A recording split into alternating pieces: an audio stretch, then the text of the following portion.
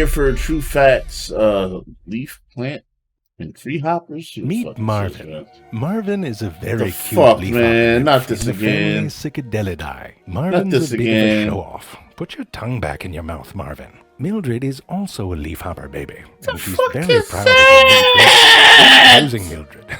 We like your dress too.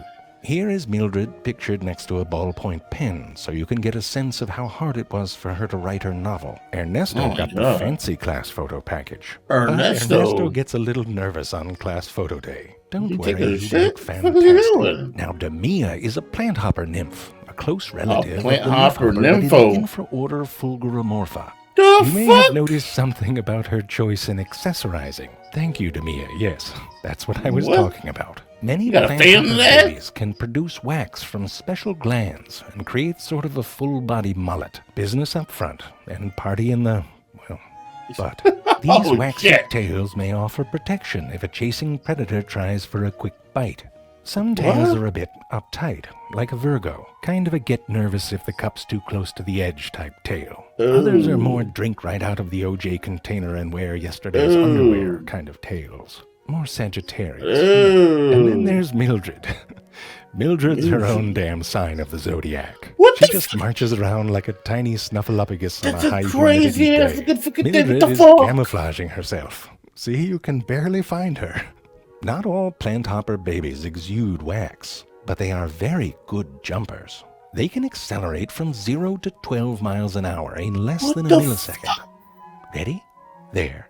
Plant hopper nymphs have gears, actual gears on their thigh parts. These gears ensure that the jumping legs are synchronized during takeoff, and after they snap back, ready for the next jump.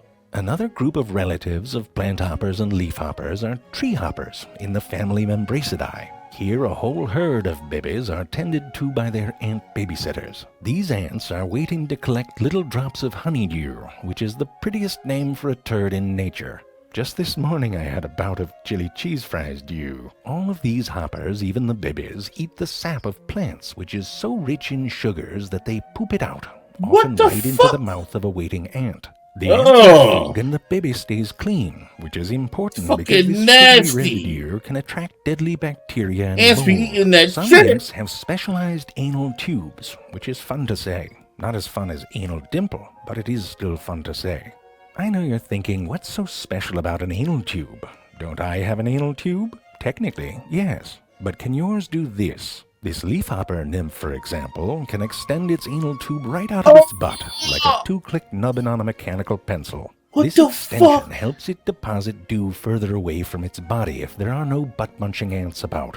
Sadly for the ants, this particular anus is as disappointing as an empty tube of Pringles. All kinds of anal tubing, yo. Leaf, tree, and plant hopper babies grow up to be some of the most fashion-forward adults in the animal kingdom. Leafhopper adults are into patterns and prints, like Emilio Pucci, but with a 30-million-year head start. Emilio Pucci? Yeah. Something patriotic? How about a bit more subtle? How about a highlighter got into a fight with a glow stick?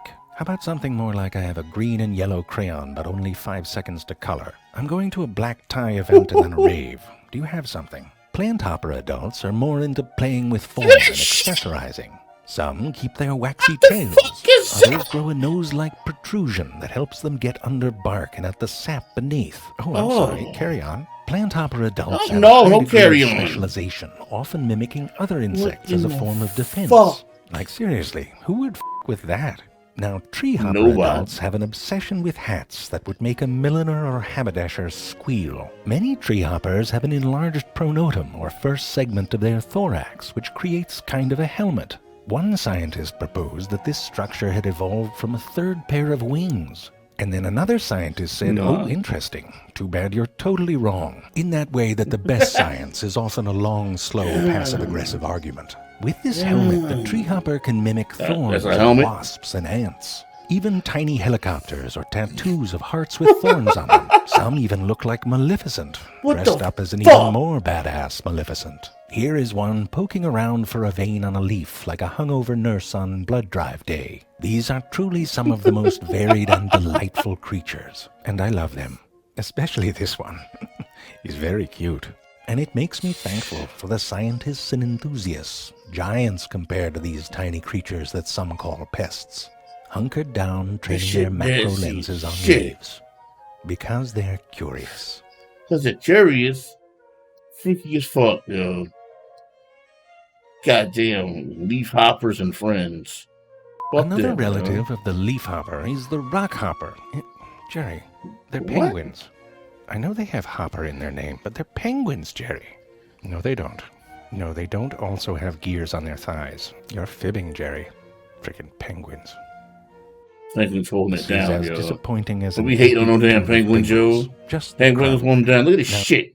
You see that shit? The fuck? Like he said, who the fuck wanna fuck with that? I ain't fucking with it. What the fuck is that? Bro, these damn True Facts videos, man. These things are so goddamn bizarre, ridiculous, and crazy. What in the fuck, yo? Leafhoppers and friends. Ain't no friends of mine. I'm gonna tell you that shit right now. Ain't no goddamn friends of mine, bro. Shit, you can stay the fuck away. Oh.